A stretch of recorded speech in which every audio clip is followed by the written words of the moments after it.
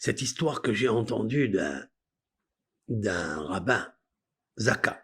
Zaka, vous savez, c'est le groupe qui ramasse tous les corps morts, déchiquetés, en poudre. Il y a des corps qui ont été calcinés. Il n'y a plus rien. Mais nous, il y a une loi que le corps de l'homme, il est important parce qu'il y a la résurrection des morts. Et tout ce que je peux ramasser, même petit doigt, même petit ongle, n'importe quel os du corps humain, il faut le ramasser et l'amener à la Kéboura, à l'enterrement. Parce que ce corps, il va ressusciter un jour. Ça, c'est la croyance éternelle du peuple d'Israël. Tiyat Ametim. Raconter ce monsieur-là, ce rabbin, il n'y a que des religieux d'ailleurs pour le faire, ça sera une claque, une gifle à tous les gauchistes là, qui disent que les religieux ils font rien. Alors va chercher ta sœur là-bas, ta sœur ou ta mère qui t'y a fondu par le feu. Allez, va. Est-ce qu'il y a quelqu'un qui peut le faire ça? Personne ne peut le faire. C'est celui qui a une âme attachée à l'amour de la Torah, à Dieu. Et ça vient par l'étude de la Torah, par toute la tradition des lois de la Torah, etc. L'amour. Alors que c'est quelque chose de très difficile, de s'occuper, voilà, d'un corps, de te chercher toutes les particules qui ont été explosées, diversifiées dans plusieurs endroits comme des étincelles. Tu vas chercher avec minutieusement, c'est un travail délicat. Il raconte qu'il y a une dame qu'il a trouvée là-bas, morte, déchiquetée, etc., qu'il a ramassé son corps et tout, malheureusement. Et il l'a amené à la Kévoura, il l'a amené à l'enterrement, avec sa famille et tout. Le 7e jour, le jour même de l'enterrement, qui s'est occupé d'elle, elle est venue dans le rêve. Elle est venue dans le rêve et elle lui a dit, écoute, d'abord, je te remercie, tu as fait avec moi un vrai bonheur. Tu as fait une mitzvah, Hesed shel Emet, c'est-à-dire, tu as fait une charité avec moi, avec mon corps. Merci, mon âme, elle est apaisée. Vous savez pourquoi? Parce qu'une âme, elle ne sera jamais apaisée si le corps ne revient pas à la poussière. C'est un verset dans la Genèse qui a afarata vel afartashuv. Dieu, il dit à Adam Arishon qui a fauté, il lui dit, maintenant tu vas mourir, et de la terre d'où tu as été extrait, eh ben, tu vas retourner. Et qu'est-ce que ça veut dire? Ça veut dire que si tu ne retournes pas dans la terre, tu souffriras toute ta vie. Ton âme, elle va végéter.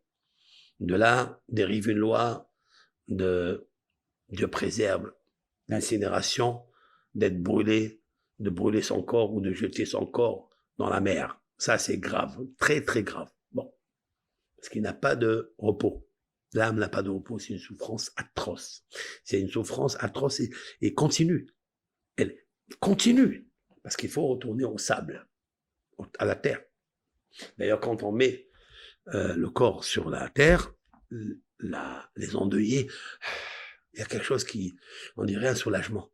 On sent qu'il y a un soulagement. Pourquoi il y a un soulagement? Il est parti, oui, mais il est reposé. Maintenant, il se repose. Tout le dérangement, la gêne, la peine qu'on a, c'est parce qu'il n'est pas encore dans le...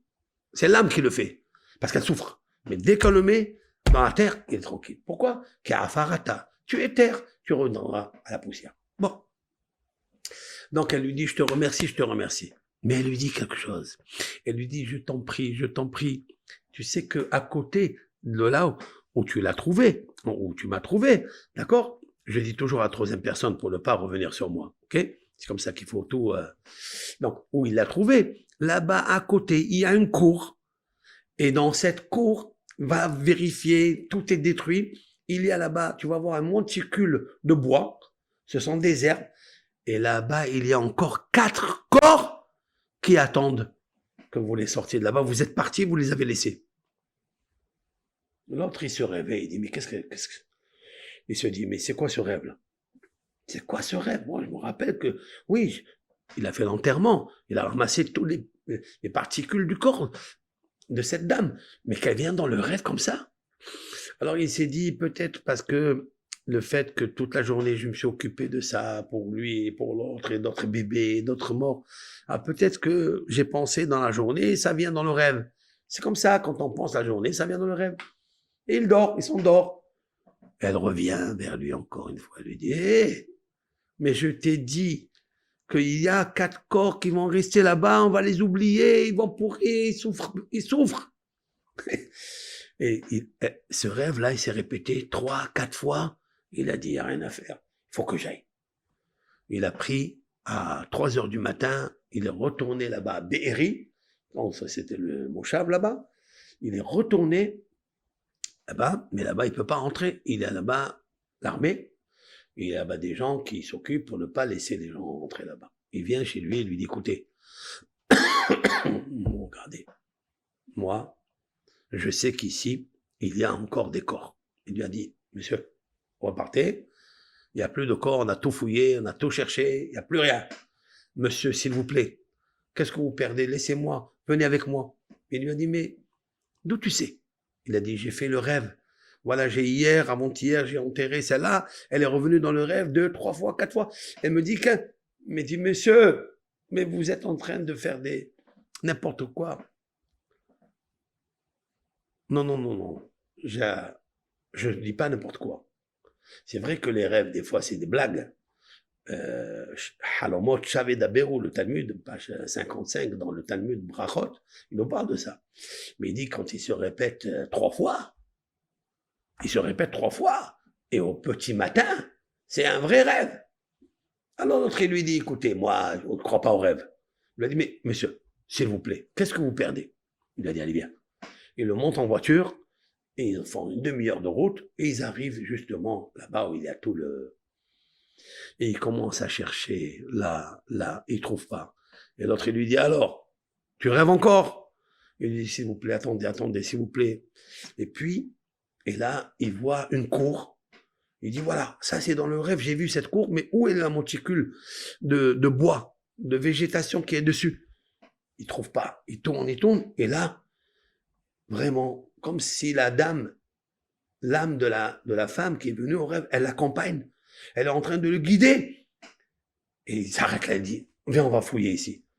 Et puis, doucement, il lève le bois, il lève la végétation, il lève tous ces herbes qui étaient là. Et il trouve 4 corps là-bas. 4 corps là-bas. Qu'est-ce que c'est ça? Il les a amenés. Et ce monsieur-là est tombé malade. Tellement c'est émotif, tellement c'est dur. Tellement... Mais qu'est-ce qui nous relie à tout ça, chers amis? La Emouna de la Neshama. Elle existe, la Neshama. Akadosh Baruch Hu, il existe. Le Gan Eden existe. La Neshama, elle est vraie. La Torah, elle est émette. Elle est vraie. Alors on va se rappeler tout le temps de ça. Parce que c'était au moment de Simchat Torah. La Torah est le témoignage Ve'aital le'ed. Elle sera un témoignage, c'est marqué dans le Deutéronome, hein. C'est pas des mots que j'ai sortis, c'est Moshe Rabbeinu qui a dit, écrivez cette chanson qui est la Torah, parce qu'elle sera pour vous le témoignage. Il dit Maïmonide, c'est quoi ce témoignage-là? Que jamais le peuple d'Israël ne disparaîtra. Même s'il y a les 5 colères. C'est vrai, on a fauté le veau d'or. C'est vrai qu'on a fauté à Jérusalem. C'est vrai qu'on faute encore. Mais jamais la colère, elle est entière. C'est ce qu'il dit le roi David. Kuma Hashem be'apecha. Éternel, lève-toi, saisis-toi, garde, conserve ta colère, ne la déverse pas, parce que nous sommes tes enfants. Rappelle-toi, Abraham, Isaac et Israël, Avadecha, tes serviteurs. C'est comme ça qu'on peut apaiser les colères. On peut les éloigner de nous.